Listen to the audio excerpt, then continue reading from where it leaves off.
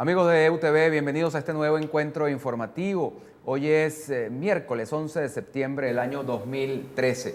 Antes de iniciar nuestra ronda de conversaciones, vamos a recordarles la importancia de su participación. Si lo hace a través del Twitter, puede utilizar la etiqueta numeral EU en vivo para sus preguntas, sugerencias u opiniones respecto a lo que estamos conversando aquí en EUTV. Si quiere comentar en Facebook, puede hacerlo facebook.com/El Universal, y por supuesto, si está registrado en nuestro website eluniversal.com, puede opinar en cualquiera de nuestras notas, tanto las que debatimos aquí en EUTV como las que están publicadas en eluniversal.com. Esta tarde nos acompaña el economista Maxim Ross. Él es además columnista por más de 20 años de El Universal y es el editor del informe Coyuntura, un informe que se pasea por la diversidad de escenarios básicamente económicos del país, que publica a razón de cada 3 meses. El próximo está por publicarse los primeros días de octubre. Con él vamos a conversar acerca de los posibles escenarios económicos que se presentan en Venezuela en lo que queda del año 2013 y también en 2014. Profesor Ross, muchísimas gracias por aceptar esta invitación del Universal y empecemos. ¿Cuál es ese escenario, digamos, genérico que está planteado para los meses por venir en este año 2013? Bueno, primero que nada, muchas gracias por estar aquí en tu programa, Alfredo, y en el Universal, que ha sido mi casa, como dijiste, durante tanto tiempo. El escenario lamentablemente no es bueno. Tenemos ya el dato de inflación, acaba de salir, muy atrasado, por cierto. Yo tenía la gran preocupación de que el Banco Central no nos había dado a tiempo, y no lo di a tiempo, el dato de inflación, 3.3% de inflación global Caracas, y una tasa de crecimiento de la economía que, por más que se diga que la economía creció en el último trimestre, sigue siendo muy lánguida. Entonces, la perspectiva que tenemos del resto del año 13, y cuidado si toco el 14 también, es una economía muy deteriorada en muchos sentidos, y ahora especifico por qué digo esto, pero una economía que no va a crecer a la velocidad que vino creciendo en 3 o 4 años pasados.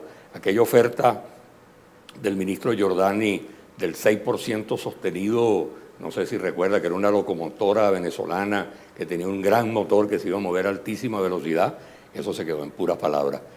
Una fijación con los motores allí, porque sí, la locomotora, el Ferrari, el submarino. ¿no? Y lo militar también, y entonces la batalla y la guerra y toda esta cosa. La economía se gana, mira, de verdad que la palabra clave en economía es el mercado, incentivo, confianza, y esas son las cosas que nos sobran en Venezuela. Entonces, a tu pregunta, pues, ¿cómo termina el año, el 2013 y vemos el año 14?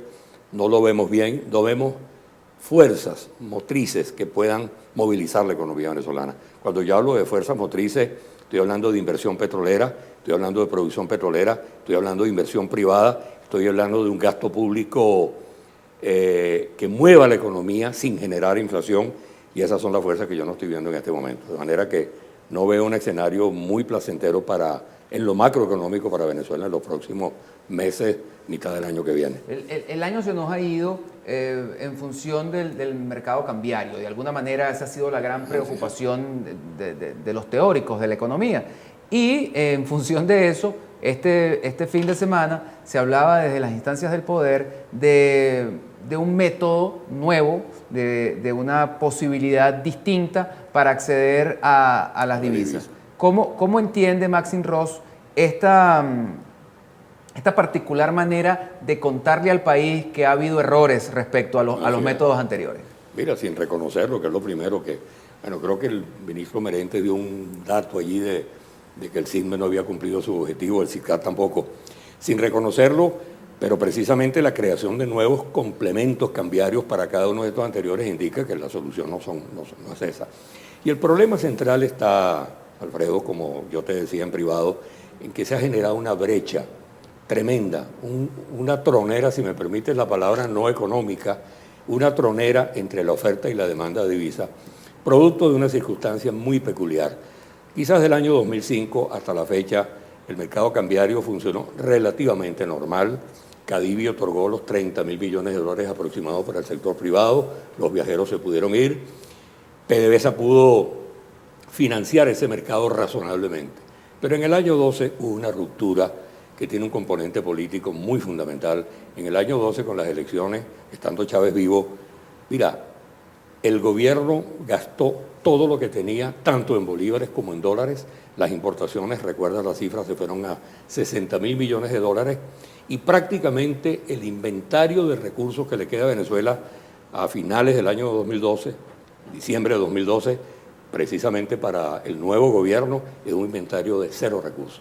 Claro, exagero, no hay 0 recursos, pero esa brecha que yo estimo no mínimo de 30 a 40.000 millones de dólares se explica por una deuda pendiente con las grandes compañías transnacionales del país, a quienes no se les ha pagado, no ha cancelado el Banco Central las divisas necesarias para expatriar los dividendos, cosa que por cierto rompe un problema legal, porque en Venezuela no hay ninguna prohibición para hacerlo.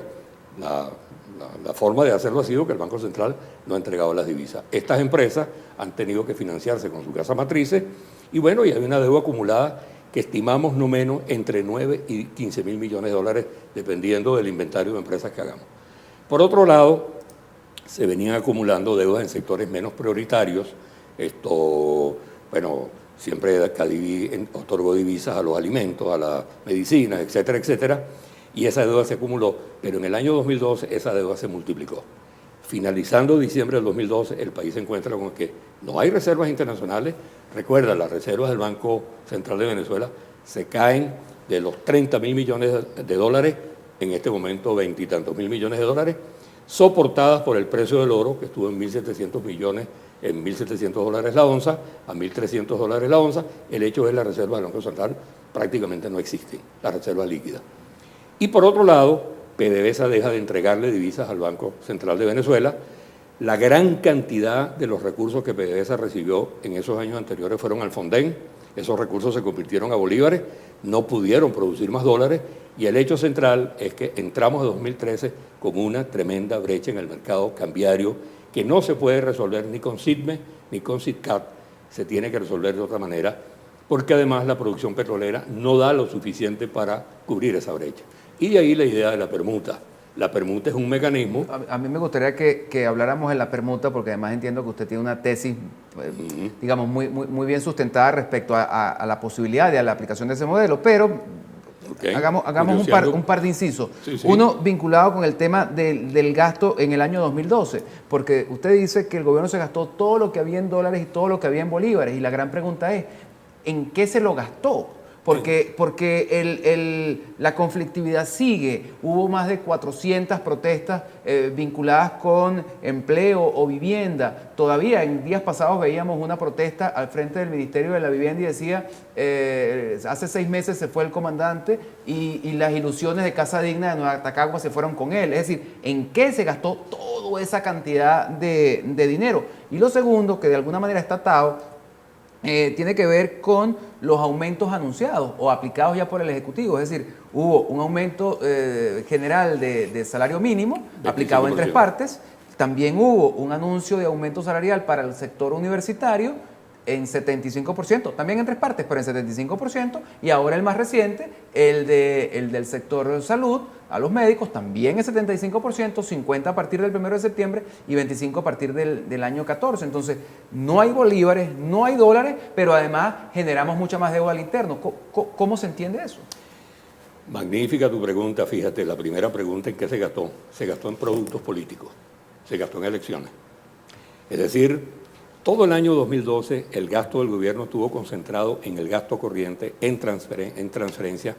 Muy poco se hizo en grandes inversiones, transferencias de becas, subsidios, funcionamiento del Bicentenario, del Abasto Bicentenario, del Pedeval, del Mercal.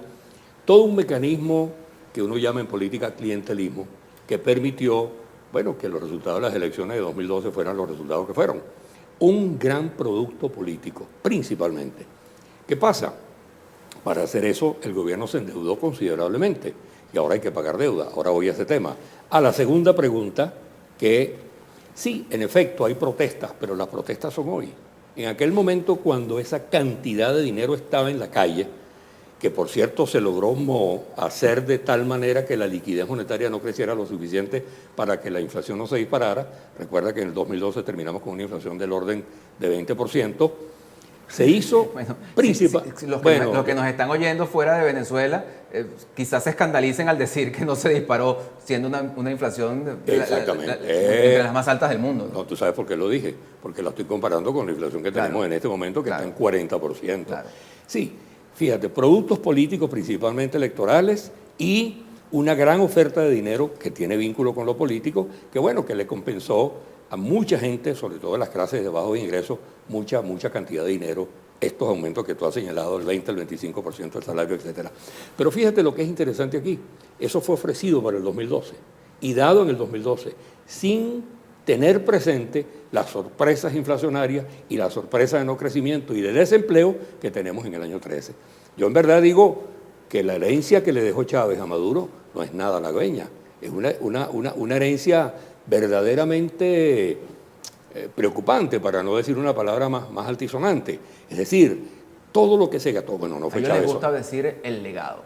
Es un legado, tendrán que reconocerlo algún día. Bueno, pero lo están pagando. La inflación que tenemos hoy, 40% alrededor anualizada a la fecha. Crecimiento de la economía, por más que el Banco Central me diga que 2 puntos, que 3 puntos, no hay crecimiento de la economía.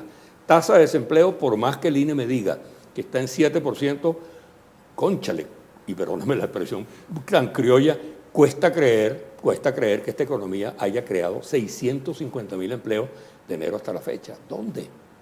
Cayéndose la informalidad. O sea, creo que estamos viviendo un momento en el cual este gobierno de Maduro está pagando el legado, la herencia de ese desbarajuste tremendo que se produjo en el año 2012.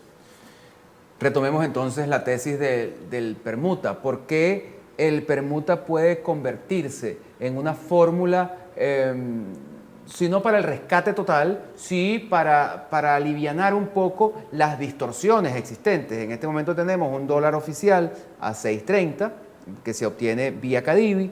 Tenemos un dólar también oficial, aun cuando no se puedan decir los montos, que se obtiene vía SICAD, y tenemos una opción innombrable, pero que está allí y que además es esa opción la que determina los costos de reposición y en consecuencia la que determina pues el manejo del mercado.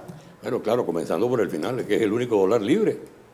Si tú tienes un dólar libre, es el único dólar libre, claro, tú no necesitas pedir permiso, no tienes por qué, no es... Claro, pero tienes una ley que te sanciona. No, pero no es ilegal, no es ilegal. Tú puedes transar con un privado un dólar, una persona A le puede vender a una persona B que está en Estados Unidos, que está en Francia, donde sea, a una persona en Venezuela, puede transar perfectamente esto porque fíjate que no hay intercambio de dólares. Allá hay una operación bolívares contra dólares, tranquilamente, pero es el único dólar libre. El resto de los dólares no son libres, comenzando por el control de cambio. El de 6.30 lo conversábamos en privado, es un dólar barato, efectivamente, 6.30 es barato. Yo me voy de viaje y el pasaje me cuesta muy barato y los costos afuera me cuestan muy barato por el 6.30. Pero un empresario que tiene una empresa que tiene que comprar los insumos, las materias primas, los repuestos, los tornillos, para llegar al dólar controlado, el 6.30, ¿qué le falta? La solvencia laboral, la solvencia del CENIAT, la solvencia de la otra, el INDEPAVIS, el control de precios, el permiso de la aprobación y qué sé yo qué más. Eso lo llamamos los economistas costos de transar, costos de transacción. Ese dólar no vale realmente 6.30, algo más, 7, 8, 10 bolívares, incluyendo la parte no nombrable de ese dólar, que son las prebendas que hay que dar y tal y qué sé yo. Pero sigue siendo barato comparado con el otro dólar libre, que ese sí es verdaderamente libre. Entonces, ¿qué sucede? Para tú solventar esa brecha que se genera principalmente en el año 2012, repito, 30, 40 mil millones de dólares que hay que resolver. La primera pregunta es, bueno, ¿y por qué PDVSA no lo provee? PDVSA vende 95 mil millones de dólares al año, 90 mil millones de dólares al año, factura, pero en el Caribe se quedan 20 mil. Los chinos se llevan 300, 400 mil en crudo que ya se prestó para el fondo chino, que hay que estar devolviendo. PDVSA le entrega al Banco Central de Venezuela 40, 41 mil millones de dólares, dato del Banco Central del año pasado y la data que tenemos al momento. Si tú vas a financiar un mercado que compra importaciones de 40, 45 mil millones de dólares, que tiene un problema de pago de deuda en el año 13, en este año, del orden de los 12 mil millones de dólares, si tú tienes que financiar viajeros, si tú tienes que financiar remesas, con 40 mil millones de dólares para Cadive, esa suma no da. Por eso aparece la permuta. La permuta es un mecanismo complementario a SIDME, SICAD, en el cual, hay que modificar allí la ley de ilícito cambiario, pueden entrar al mercado papeles públicos y privados en dólares que puedan ser ofrecidos en el mercado. Ciertamente el mecanismo puede ser habilitado y yo creo que es la única salida a corto plazo que el gobierno tiene, porque no veo PDVSA entregando más dólares, no veo al Fonden devolviendo dólares porque ya los utilizó en bolívares. Quizás el Banco del... ¿Quién pondría los dólares o quién pondría esos papeles? Ya que aprovecho para solicitar una ayuda pedagógica. ¿Qué es eso de los papeles? ¿Cómo se entiende el tema de los bonos o de mecanismos en dinero que ciertamente no son dinero? Perfectamente, fíjate. Si tú vas a Cadivi, tú puedes obtener dólares en efectivo. Claro, te los dan en cartas de crédito, papeles, como sea. No papeles en el sentido de títulos, valores. Pero para tú alimentar este mercado, tú tienes que hacer que en ese mercado se vendan, como fue la permuta anteriormente. La permuta existió en Venezuela, en Caracas y en Venezuela. Es decir, tienes que hacer que algunas personas o algunas entidades o empresas, instituciones, públicas o privadas, vendan papeles en ese mercado, vendan bonos, vendan acciones, vendan cualquier tipo de títulos, pero tendrían que estar interesados en vender. Ahora, esa es la pregunta, ¿quién está interesado en vender dólares en Venezuela? Quizás una empresa o una persona que tiene una urgencia tremenda de bolívares, porque bueno, una operación, para ponerte un ejemplo, y yo tengo $10,000 y tengo una operación urgente por un familiar o algo por el estilo, bueno, esa persona, pero esos son casos excepcionales. El caso de negocios es, esa permuta funcionaría si empresas privadas, si instituciones privadas, si empresas públicas y particularmente PDVSA ofrecen en ese mercado papeles en dólares que puedan ser adquiridos en bolívares, que fue como funcionó en el caso pasado. ¿Y la posibilidad de aplicación de ese mecanismo, en cuánto tiempo lo ve Maxine Ross? Bueno, ahí tenemos un pequeño problema. Hay que, modificar la ley de ilícito cambiario, porque la ley de ilícito cambiario fue extremadamente draconiana con el tema de las casas de bolsa y todo aquel enredo que hubo. Los títulos valores no existen en Venezuela. Bueno, tanto no existe que no existe ni la casa de bolsa, que no existe en la bolsa de valores, que se creó una bolsa pública que tampoco existe. Es decir, es un poco el socio. Algunos dirían con sarcasmo que claro que hay bolsa pública, pero eso sería tema de otra conversación. De otra entrevista. Claro, pero fíjate que en el fondo todo es un problema, en el fondo es un problema ideológico. ¿En qué sentido? ¿Qué es lo que quiere el socialismo? O el comunismo, como tú quieras ponerlo. Y no me estoy saliendo de la entrevista económica para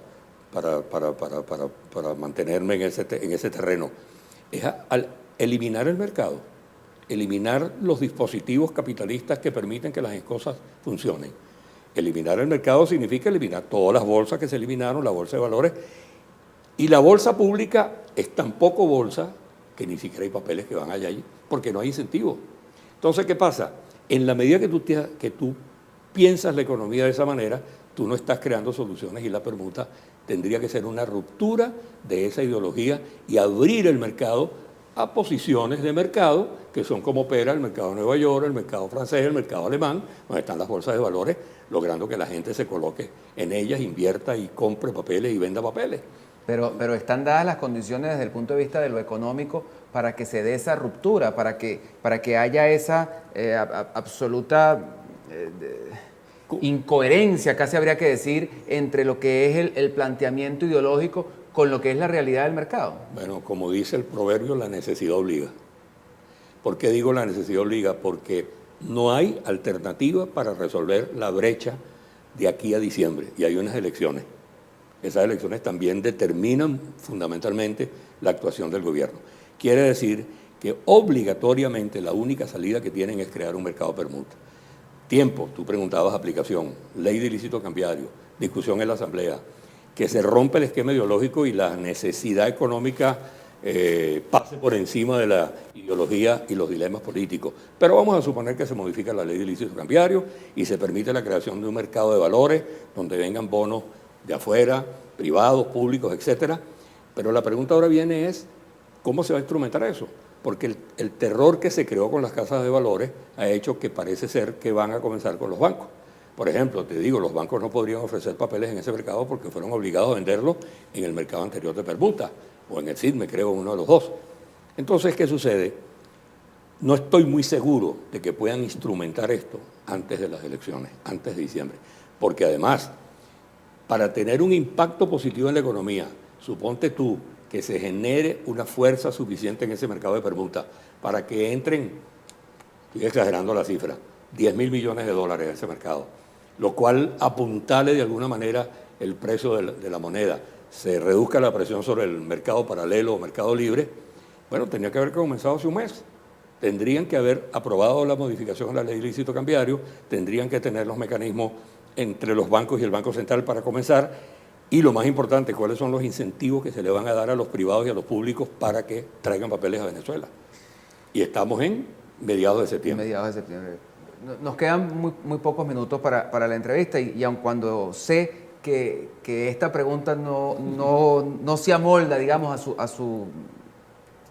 a su tesis, tengo que hacerla. Dígalo. El mercado permuta, una vez aprobado, imaginemos que se ha hecho toda esta historia, se constituiría en una nueva devaluación, se constituiría en un tercer escalón de los precios de las divisas. Y cuando digo tercero, tengo que ponerle un asterisco también al cuarto, porque aun cuando existe el permuta, va a seguir existiendo ese dólar libre. Claro. ¿Cómo se entendería eso y cómo se vende eso de cara al público venezolano, al consumidor, que de todos modos va a tener que adquirir bienes y servicios muy probablemente con un costo de reposición todavía sustentado en ese dólar del que nadie puede hablar?